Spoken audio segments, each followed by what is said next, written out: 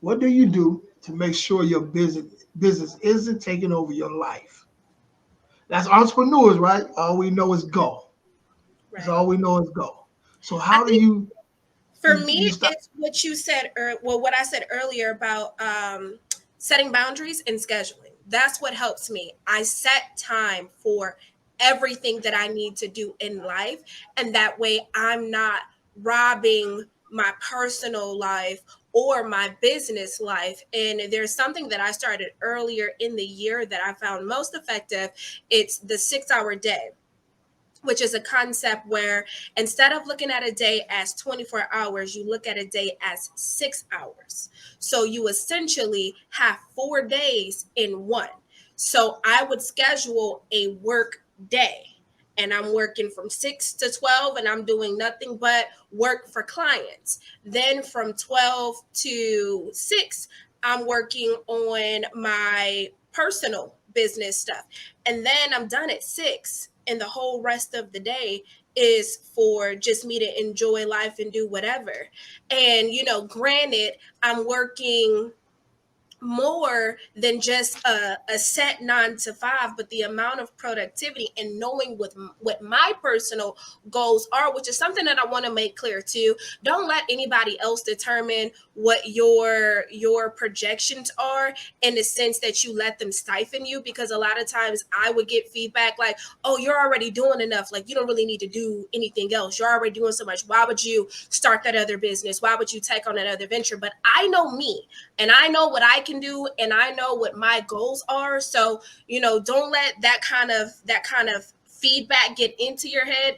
I have my real estate license. I haven't done anything with it. So I'm going to cram what would normally take a year in 6 months when it comes to my business, get it running on autopilot so I can move on to the next thing. So I personally am willing to put that 6 hours, because realistically, I'm only putting 6 hours into the growth of my business, and I've spent 6 hours dedicated to client work. And I still have an additional 6 hours that I can spend with family if I want to go out to movies, and I don't feel guilty. When I schedule that way, I know there's a time and a place for everything. So for me, it was like a transformative mindset, because before that, I used to, if I went out with a friend, I would be stressed because I'm like, crap, I got this deadline and I got to do this and I didn't do that. But by having that type of a schedule, I'm free. When I'm out with my friends, I'm out with my friends. If I'm out with my family, I'm out with my family, and there is no work.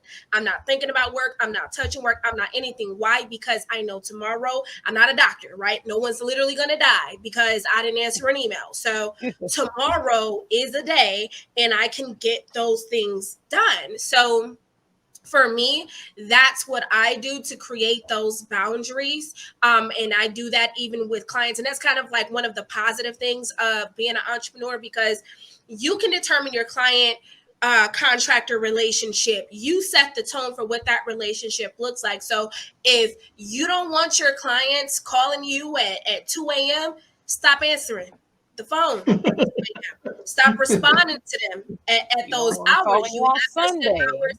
And Phone thank doesn't you. If you don't call. want to work on It weekends, used to happen to me a don't lot. I used to respond. shut Right. it And down. that's same for me. When I first started, it was bad. Like I was terrible at setting boundaries, because a lot of my first clients were people who I knew on a personal level. That's a whole nother story about working with people who versus when you do proper prospecting to find the people who are best clients for your business. But I was working a lot with people who I knew on a personal level.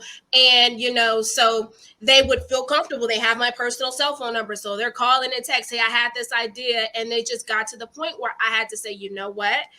It's boundary time. It's time to set proper boundaries. And that's what led me on the path to finding a better way of coping, finding a better way of dealing, finding a better way of creating balance. That's when I found the 6 hour day as like the epitome of everything that I have been trying, because I'm very much so a person like, whenever I try to do small time blocking, I'm always over on time. Like I'm just always over on that time. That 1 hour will definitely become 3. But Yeah, for me, it's just been bad. But it was something about calling it a day and it's a 6-hour day, like I'm not gonna, let it go into a whole nother day. Like this is time. 6 hours is more than enough time to dedicate to a client project, even if I'm taking breaks, because I may only be working, for 20 hours the whole month with the client. So 6 hours at one set time, that's actually a lot of work. So I think setting your boundaries and then enforcing your boundaries if we're talking about client work. But I think that's even true when it comes to working a 9 to 5. And I think people can't be scared to ask that those boundaries that the company has set in place are enforced.